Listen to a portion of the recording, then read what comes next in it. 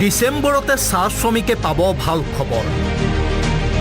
চাহ শ্ৰমিকক ভূমিপট্টা প্ৰদানৰ বাবে সাজু হ'ল চৰকাৰ। ফেব্ৰুৱাৰীৰ ভিতৰত চাহ শ্ৰমিকে লাভ কৰিব ভূমিৰ অধিকাৰ। ইতিমধ্যে ৰাজ্যৰ লাখ লাখ চাহ শ্ৰমিকৰ মুখত হাঁহি বিৰিঙালে হিমন্ত বিশ্ব শৰ্মা চৰকাৰে। বিধানসভাত গৃহীত কৰিলে চাহ শ্ৰমিকক ভূমিৰ অধিকাৰ প্ৰদানৰ বিধেয়ক।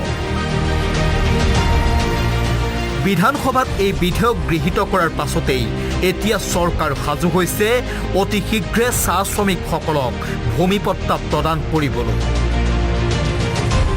শনিবাৰে মন্ত্ৰী ৰূপেশ গোৱালাই ঘোষণা কৰিলে ডিচেম্বৰতে আৰম্ভ হ'ব পত্ৰ বিতৰণৰ কাম। ইতিমধ্যে চলি আছে জৰীপ প্ৰক্ৰিয়া। মহকুমা আৰু বাগান পৰ্যায়ত গঠন কৰি দিয়া হৈছে কমিটিসমূহ।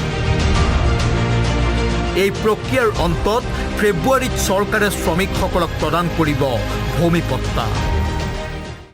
এই ডিসেম্বৰ মাহৰ ভিতৰতে আমি প্ৰপত্ৰসমূহ বিতৰণ কৰাৰ এটা পৰিকল্পনা মাননীয় মুখ্যমন্ত্ৰী মহোদয়ৰ নেতৃত্বত লোৱা হৈছে। ইতিমধ্যে বাগিচাবিলাকত আমি কমিটি গঠনৰ প্ৰক্ৰিয়া আৰম্ভ কৰিছোঁ। ছাৰ্ভে আদিৰ কাম চলি আছে।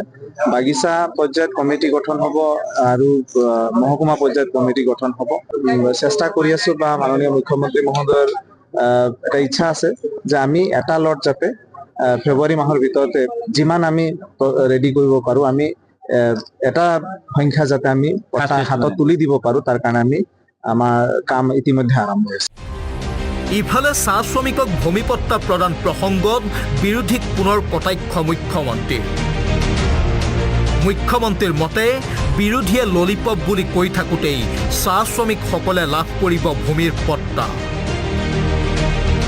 আমিতো দিয়ে দিম, তেওঁলোকে নাটক বুলি কৈ থাকোঁতে মানুহে কাগজ পায়ে যাব।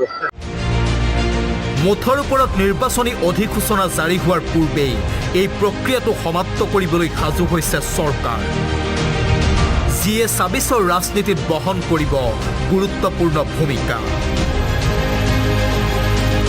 ব্যুৰোৰ সহযোগত নিউজ ডেস্ক, আসাম টক্স।